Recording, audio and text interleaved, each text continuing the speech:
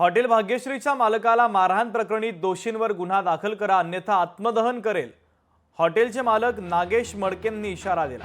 प्रकरणाला 2 दिवस उलटूनही पोलिसांमध्ये गुन्हा नोंद न झाल्याने नागेश मडके यांनी जिल्हा पोलीस अधीक्षक कार्यालयामध्ये धाव घेतली.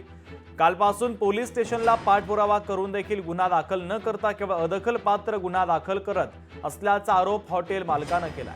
बंदुकीचा परवाना मिळवण्यासाठी हा स्टंट केला असल्याचं सांगत पोलीस गुन्हा दाखल करण्यास टाळाटाळ करतायत असं मडके यांनी आरोप केलेला आहे. त्यांचं म्हणणं आहे की तुम्ही बंदुकीसाठी कार लावला म्हणतात. आता मी इतकं झालेलं सगळं सांगितलं तर एनसी लिहितो म्हणतात.